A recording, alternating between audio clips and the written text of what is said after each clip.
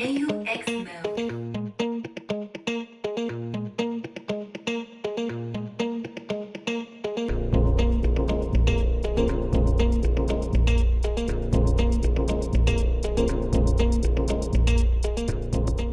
Hello and welcome to episode 1 of my new series, DIY with a German guy. In this series, I'm planning to go over all my crazy DIY projects, and hopefully you'll be able to take away some new ideas, or you can build these projects yourself. So without further ado, let's get started.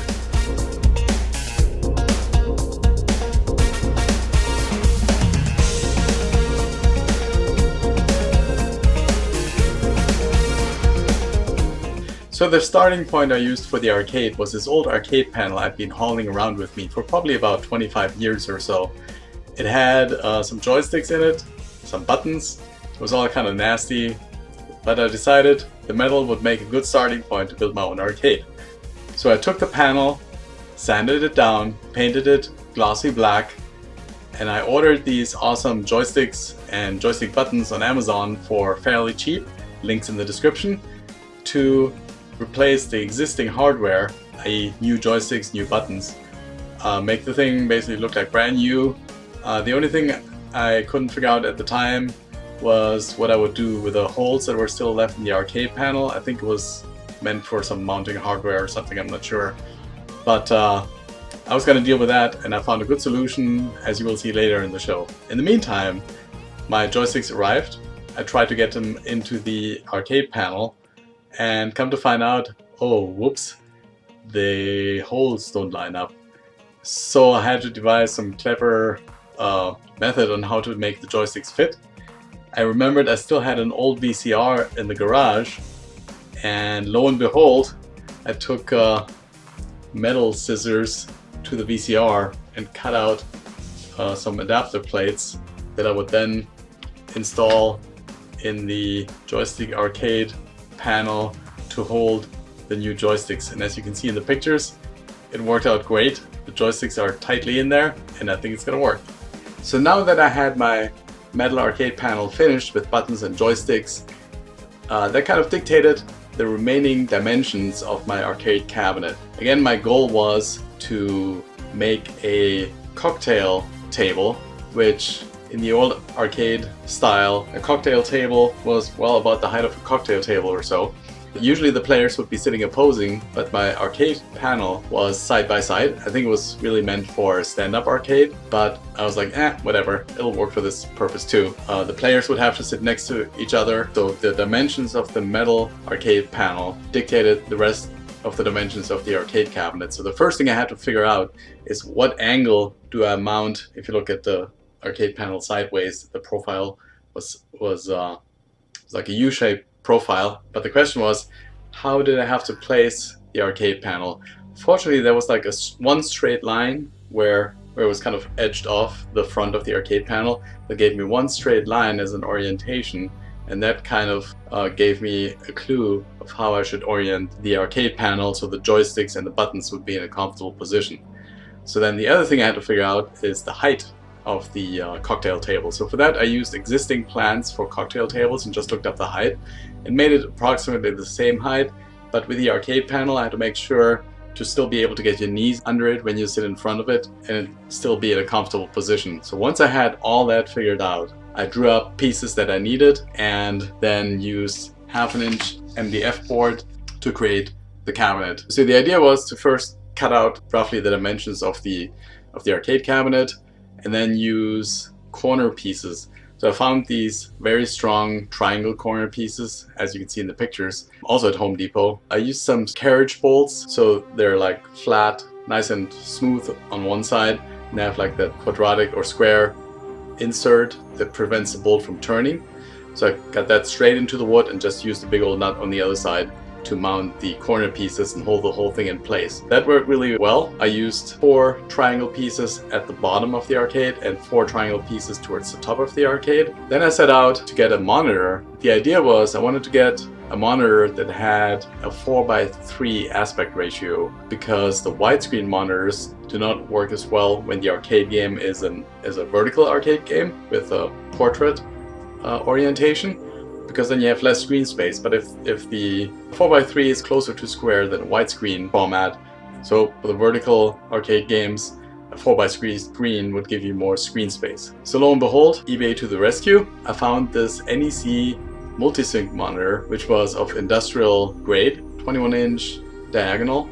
I looked up prices. They're usually sold for around, even nowadays they go for like $2,000, at least like 1,500 bucks or so, even used. And I found this one for 80 bucks on eBay.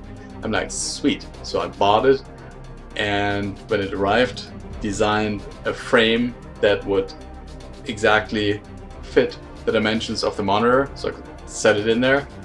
Then I found out that if I mount the screen flat to the glass or to the surface, that it's not as comfortable to look at the screen, because you're never really looking at it, you're always just kind of glancing over it. So I decided, since both players sit on the same side of the cocktail table, I decided to angle the screen a little bit, and that way it was a little bit easier to see. And with the glass being on top and everything being masked, it would still look good. That was kind of my plan. First I figured out what kind of feels right that should go on top, and the idea was to have those rounded corners on all sides. But then I also needed like a little cutout where you could access the joysticks easier without banging your heads on the top of the arcade cabinet. So I made those cutouts. I did all that with the new jigsaw that I bought from Bosch. Link in the description. I used to have an old Ryobi jigsaw that I bought a long time ago. It served me well, but at some point it started getting not so precise anymore. Things were getting wobbly and whatnot. But over the years it served good service, and I was like, man, now's a chance to plunk down for a great jigsaw. So I bought this Bosch jigsaw, and it's awesome. Highly recommended. That's what I used to cut the panels. It was easy peasy. I had my son sit on the top on like a bench outside, and then I was going to town and cutting out the corners and stuff, and with that jigsaw it worked really well, as can be seen here in this result. And then I had to fit the glass into the arcade. My idea was to take I think it was an 18 by 18 glass piece, which is very close to the width of the monitor, but much higher than the height of the monitor. So my idea was to cut out the top part of the arcade cabinet with the exact dimensions of the glass, pop the glass in basically, and then mask the top and bottom off with some black spray paint so it looks neat, and you can see where the screen, where the glass is larger than the screen. So just mask it out and make it look neat. So I ordered the 18 by 18 panel. It took a little while to arrive, but once it finally got here, I was able to cut out the arcade top exactly to the dimensions of the glass. That took some doing too. It was like very fine work. It's pretty hard to get a perfectly straight line with a jigsaw, and I wasn't about to break out my table saw to get a perfectly straight line, but in the center of the panel without hurting the sides of it. So I was like, I'll just use the jigsaw, and worked out alright. Had a couple of little fine-tuning to get it working perfectly. So after I had figured out all my cabinet dimensions and test fitted everything, I had to figure out where to put my electronics. For my electronics, I chose to use a Raspberry Pi 3. I found these little mounting studs for other circuit boards, just generic, and they happened to fit to the Raspberry Pi board, and I just screwed those straight into the MDF, and they held perfectly fine. 4 corners, screws in, Raspberry Pi board on, worked perfectly. Then my idea was to use one of these little power switch slash power cable thingies to power the whole shebang. And so my plan was to put one of these on the side of the cabinet or in the back of the cabinet, wherever you want to have your switch. And then the idea was to just use a power strip and cut the plug from the power strip and hook it up to the back of this thing to get power in, and then distribute it inside the power strip, which sits inside of the arcade cabinet. And as you can see in the pictures here, that worked out pretty well. I had to shimmy up some small wooden frame to hold the whole thing in place. So then I had to worry about what would I use for sound. So I figured I would use car speakers in the front of the cabinet, and I would use a little Bluetooth amplifier for cheap to power the whole thing that would just plug into the Raspberry Pi, and that should be good enough. And as you can see in the pictures, I made a little mounting bracket for the amplifier that went to the back of the cabinet, cut some holes with my new jigsaw into the front of the cabinet for the size of the speakers, cut those out, mounted them, and that worked out perfectly, hooked it up, and it all worked like a charm. Before I painted it, I remembered that I had these old office chair wheels. When you take stuff apart, if it still works, don't throw it away, because that's what I did with these old office chair wheels.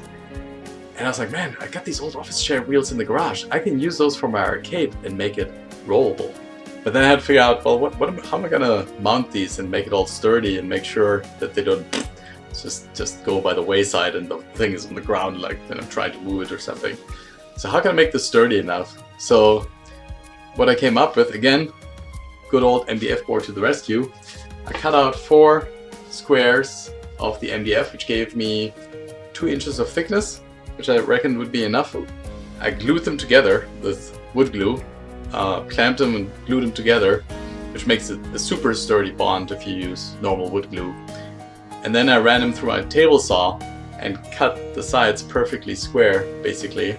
So I had basically a wooden block that I could drill a hole into, I think it's pretty much in the center, that I could then put the office chair wheels into. And the way I did that is I figured out the diameter of the office chair wheel mounting rods, drilled a hole that was pretty much that size, maybe slightly larger, and then I poured some 2-component epoxy into the holes. And as soon as some of that, you don't need much, because as soon as you put the wheel in, it displaces most of the epoxy. But once you see it come out the top, you know the whole thing is full of epoxy and it's not going to go anywhere once it dries. So I created those blocks with wheels attached, and then conveniently enough, the triangle brackets that I had in each corner, I figured out the exact height that I had to position them to account for the thickness of the block and how far the wheels would stick out. My goal was to have, if this is the arcade cabinet and this is the wheel, my goal was to have the wheels at the corner only stick out partially. So the whole arcade cabinet would be sitting closer to the ground than if I was to expose the whole wheel.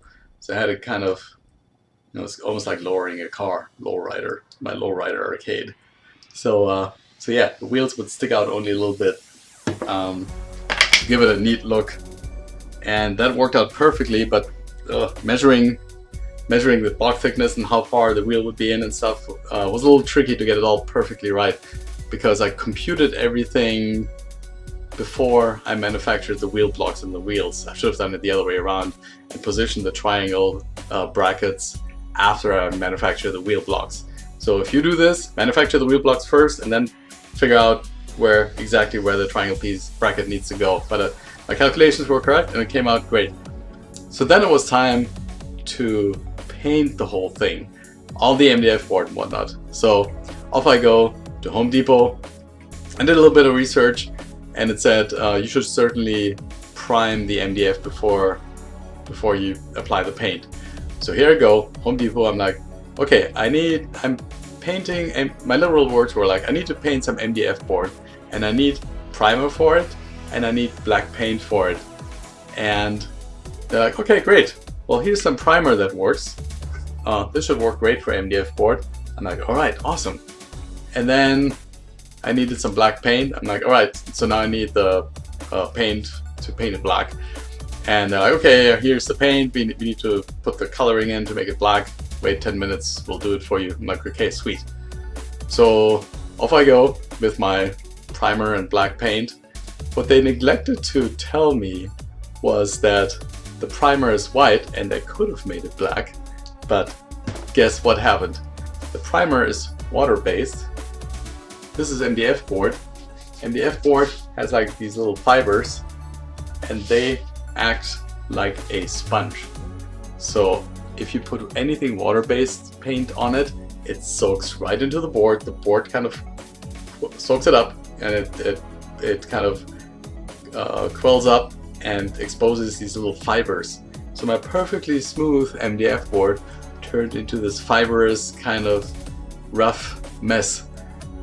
So I was like, at the end of my row, I'm like, what the heck? So in order to get rid of the rough surface, I used sanding sponges and painstakingly just went over the surface. Fortunately, it was just very little fiber stuff, so it came off fairly easy, but still it was kind of a pain. Now it's time to paint the thing black. And you can probably imagine black paint on white primer, not so good.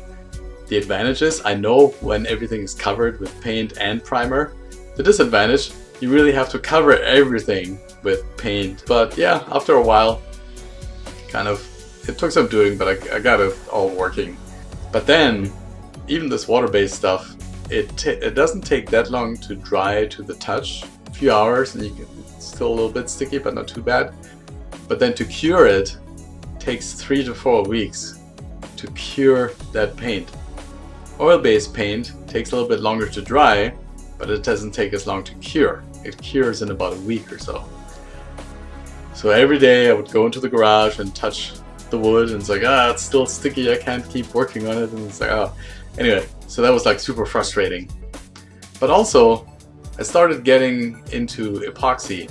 And epoxy is like a super fun thing to work with, because I was thinking, it's like, man, if the surface is still kind of sticky and it's not perfectly smooth, oh, that's right, even though I used glossy, I think I may have used a semi-gloss, I can't remember.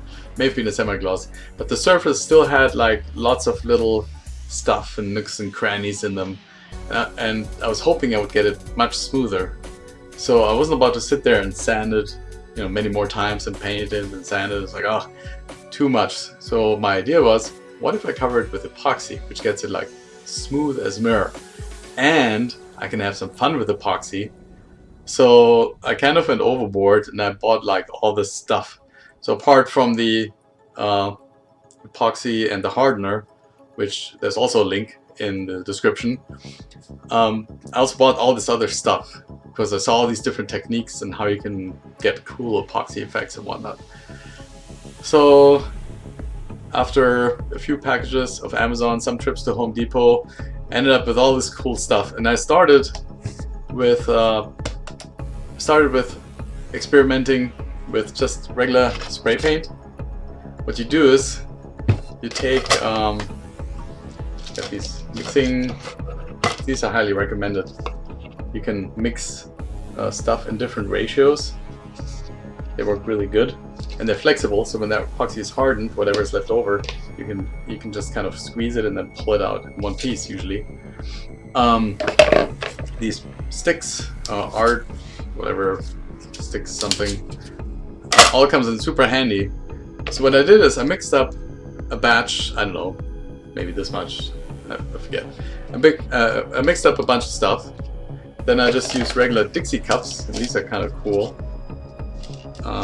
There you can see where I used red.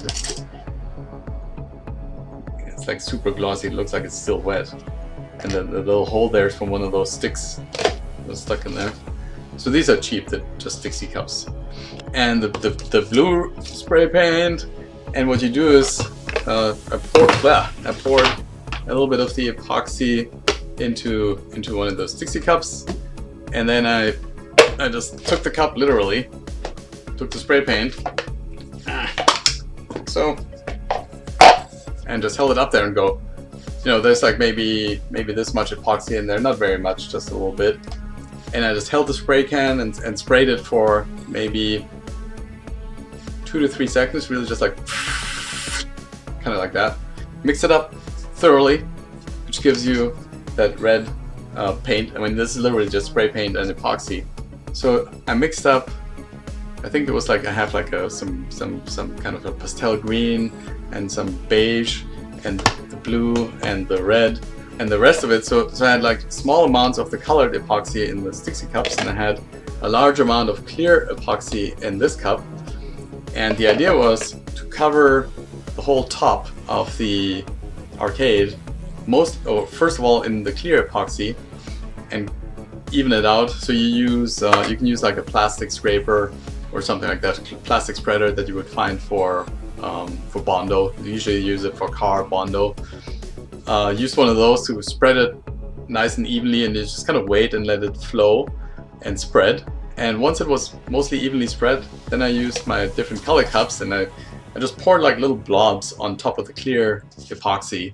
And for the I had white spray paint as well. That's right. The idea was to use white spray paint for kind of like a star pattern, so I just had like little drops all over the top with the white.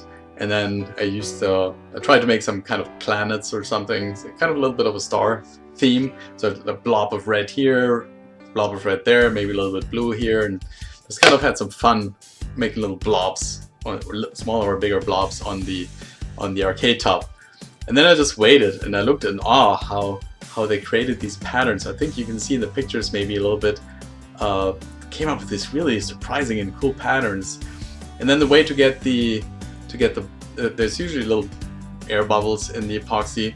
You take a heat gun and just hold the heat gun over, and you can use the heat gun to kind of move the patterns around a little bit or bring out colors. So I used the heat gun to go over it and watch all the patterns appear in front of my eyes. That was super cool. Once I was kind of happy with the result, then you just kind of step away, make sure that it runs over all the edges. You have to break the surface tension because it's kind of on your hand along, and just wait. And it turned out pretty awesome with just one layer.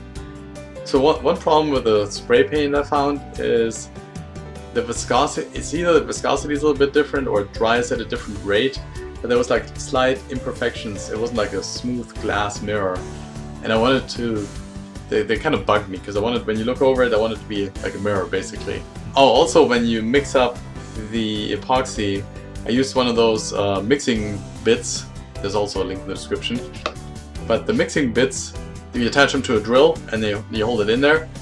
And it's kind of tricky because if you mix it up quickly, if you put the drill on high, then you get more bubbles, but they're finer. And if you go slower, you have to mix it for longer. And they get bigger. You kind of gotta experiment and see what works best, but most bubbles you usually can get them out with a hot air gun after you apply the epoxy. Really important with epoxy, get the mixing ratio between hardener and epoxy as close as to 1:1 as possible. If you're not sure if you're over on one or the other, it's better to err on the side of slightly less hardener, because the epoxy will still dry. It may just take a little bit longer. But if you have too much hardener without epoxy to adhere to, it just stays liquid, it won't do anything. But get the ratio 1:1, and it takes some time. The epoxy is thicker, it'll take longer to flow and read it. I usually start with the epoxy first and let it sit and wait where the reading is, and then the hardener is much more liquid, so it's much easier to adjust the hardener quicker. For the epoxy you always have to wait till it settles. So epoxy, then hardener, and make sure you have a 1:1 ratio. Okay, so then I discovered all this other stuff in the world of epoxying. So I found the joy of mica colors. These things are awesome. So this thing, again, there's a link in the description. These things are pretty awesome. And I found these were like pretty much best value and price value. So there's like this really cool silver. They're all kind of pearlescent colors. If you try to imagine them, try to imagine like makeup colors.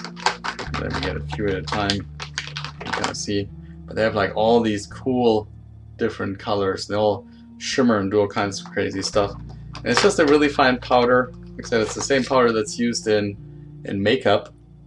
At first, I experimented with 70% isopropyl alcohol, which is really great for creating effects I will go over later with epoxy, but it's basically this stuff. Might be a little hard to find around this time, but I found them. I found them at, where did I find them? I think at Target. I found them at Target. Fry's has isopropyl too. I used the 70% stuff, and what I did with my first few batches of epoxy, I took again a Dixie cup, and oh yeah, this one is a cool color. I used the Dixie cup and put a little bit of, just a tiny bit of alcohol in there. You don't need much. And then also the mica powder, you don't need much either. So you kind of got to play around with it, because if you use too much alcohol, then the epoxy gets too wet and it won't dry. It'll always stay a little bit soft. So be careful with that. Actually, you don't even need to use alcohol anymore, because I then discovered the powder dissolves just fine with just epoxy. So I just put it straight in the epoxy without alcohol later on in the game. So, but I don't know if you can see this. It kind of creates these cool patterns. Yeah, you can kind of see it. So that's created by, I think that was chocolate colored mica powder. You can see it there on the bottom. And apparently before that I had some kind of a purple. I used the cup for some kind of a purple. But once it's dry, you can safely you reuse the cups. Just ignore that they've been used before. The epoxy won't come off, it's fine. So I did that so the plan was, now that I have a base layer, I want to put a second layer on top. But this time I'm going to use these crazy ass mica colors. So again, I used a bunch of Dixie cups and put a little bit of epoxy in each one of those with the mica colors. Oh, and also I learned that you can use the mica powder, dissolve it in alcohol, and put it in a spray bottle. And then you can take the spray bottle and spray it on top of the epoxy after you cover the surface with it for some really cool effects. It creates like these craters in epoxy, but they're only temporary. Sometimes you'll find a crater that goes all the way through to the, in my case, to the wood. Then I would have to just use, oh yeah, and always use vinyl gloves. Trust me, it's a pain in the ass if you don't use those. So you can just use your finger with a vinyl glove and kind of mix the epoxy around so it'll fill in whatever craters go all the way through to the wood, because those will stay if you don't get rid of them. But usually they don't go all the way through, and then you can just use the heat gun and just kind of spread it out. But it gives this really cool shimmery effect. It's kind of hard to capture it with the camera. I tried to capture it in this video here, but it's hard to explain. You just gotta, and maybe watch some YouTube videos, some other YouTube videos of people that do that stuff all the time. It's really cool. So going back to to the alcohol effect in general, what I was on about earlier, for some of my other projects, what I did is I laid down the epoxy with like different colors already. Then I used the spray paint and I just sprayed a solid layer of color. So I basically covered the epoxy solid with this one layer of spray paint. And then you wait a couple of seconds, and then you take the alcohol spray bottle and you spray it on top of the spray paint that sits on the epoxy. You have to make sure everything is still wet, obviously, but the alcohol will eat straight through the paint, and all these little holes open up. It's like this real surreal effect. It looks really cool. There's also tons of videos. You just Google epoxy, colored epoxy or something. You'll find all kinds of cool stuff. Okay, and so it worked out perfectly. That second layer on top of the first layer gave me that extra 3D-ish kind of effect. I still could see the stuff below, but now it looked even more like space, and the surface was perfectly smooth. So I was like very happy with the result, and I think you can see in the pictures and get an idea of the actual results, and it looks really cool.